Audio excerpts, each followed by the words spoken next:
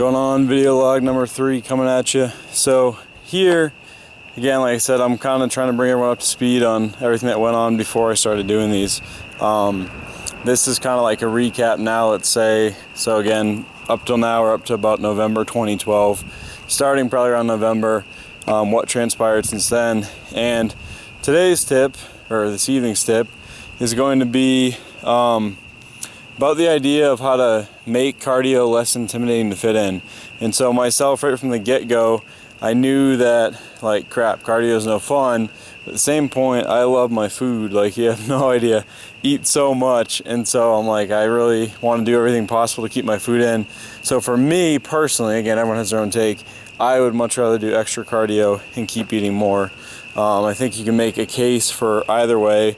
Currently where I'm at, I think eventually it gets to a point where, I mean, unless you want to just be absolutely slaving cardio, I mean, you have to start cutting your food and more aggressively. And again, that's where, like in the last log, I probably should have started cutting my food more aggressively sooner. But so here we go. So most people, they go to integrate their cardio, and they're integrating, 20-minute session, let's say, with some HIIT intervals, or if they're doing low or moderate intensity, maybe they're 30 or 45-minute sessions. That's all good, and we all have different schedules and lifestyles, and obviously need to do what suits us. But myself, I mean, we got ellipticals, we got a gym at work, and so I said to myself, I'm like, you know what? Weight loss really is all about making the body inefficient. You don't want to be efficient, you want to be inefficient, right? So you're burning as many calories as possible. So you think about like a car, right? You jump in a car, start it up in the winter, super inefficient when it gets started, and once it's been running for a while, to go a few more miles is no big deal.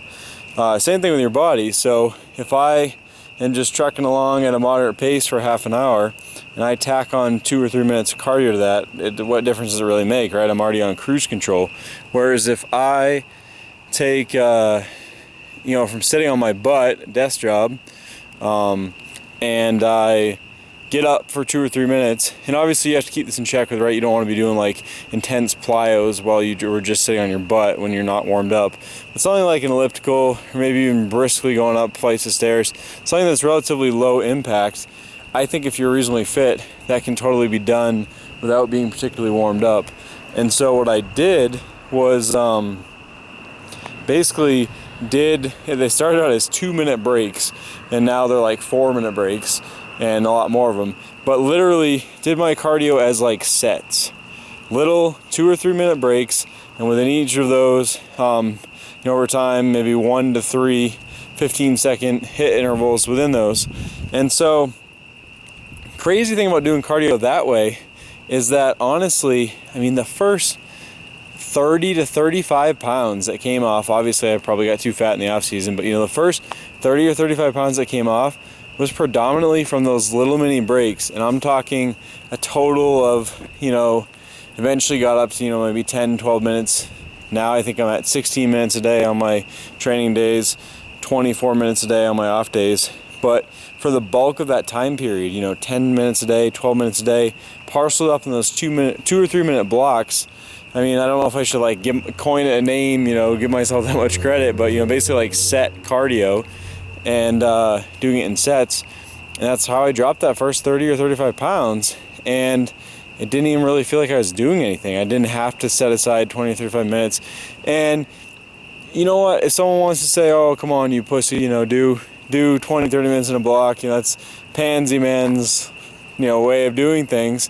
That's fine. I mean, go ahead and call me out, right? I don't like doing cardio, and I'm trying to make it as pain-free as possible. But to me, I honestly think it's smart, right? Because a lot of us with our resistance training, we may have gone through one of those phases where we did more of, say, like a super high intensity, every set to failure, but not much total training volume type of working out. I tend to like that as a good portion of my training, simply just because it suits my personality, my way I like to train.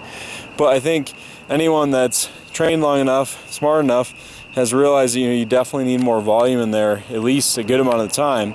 And so, it's you kind of had to swallow your pride maybe initially when you switch to that kind of training, where, realizing it's okay if I don't take every set to failure. I don't have to be screaming and yelling and like life or death for every single set, because I know that if I conserve a little bit, leave just a little in the tank, even almost kind of like 3D MJ's whole RPE training type style. If you leave it in the tank, the total amount of work you're going to be able to get done in that workout is so much more. And so obviously that has its benefits. And so with this cardio thing, typically people are saying, oh, come on, you can only fit in 2 or 3 HIIT sessions a week, each of those maybe having, let's say, like 8 to 12 HIIT intervals. There's no way you could fit in, more than 2 or 3 times if you're going to train your legs, a couple times a week and stuff. And in general, I would agree, and that's how I went into this prep, and I always, just kind of assumed I knew what I was talking about, right? That's what everyone else says. That must be how it is. I mean, honestly, I have been as high, I think, as like 160, 170 HIIT intervals during this prep, which is just absurd. Like, it just doesn't make any sense. And that's still with training legs a couple times a week, high volume, etc. I've had to train kind of high volume around this hip bone spur because I can't go quite as heavy as I used to, and just trying to keep things careful and make up for it with volume, make up for the weight a little bit with volume. And so, I mean, gosh, 150, 160 like HIIT intervals. I mean, maybe if you're a sprinter or something, but to me, for a bodybuilder, that's like absolutely unheard of. Don't feel like I've run off any leg size at all, etc. And so basically, again, parceling up my cardio in that way has allowed me to just have this crazy high volume, which then has allowed me to get all the effectiveness and benefits of HIIT in terms of my weight loss, so that I haven't had to cut that much food. I think all in all, I don't know, maybe I've cut, starting from an intake well upwards of 5,000 calories a day in the off season, I bet you I've cut down 1,000-ish. I'm very much a creature of habit, so I don't always have my numbers handy. They're kind of just because I eat very similarly each day, purely just out of being so ridiculously busy. But yeah, I mean, I can't imagine. I don't think I've cut more than 1,000 calories over we're coming up on almost a year period here, almost a year. So I'm still over 4,000 calories most day. And again, because I'm able to get all that HIIT in. So call me a pansy for breaking it up the way I have, but I just would suggest that maybe as something to try if you haven't thought of it before.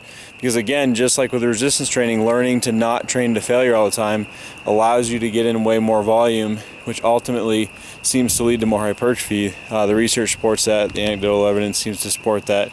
In most cases, you definitely need some volume work in there too. So, I don't know. I think I'm maybe onto something with this cardio thing. Definitely, if nothing else, at least just in terms of suiting my lifestyle, not having that intimidation factor of like, crap, I gotta, grow a sack for 20, 30, 40 minutes of cardio at once when I'm depleted and tired, etc. So much more easy for me to break it up. Obviously, you got to balance that with, you probably don't want to be driving to the gym a million times, so obviously it works out well.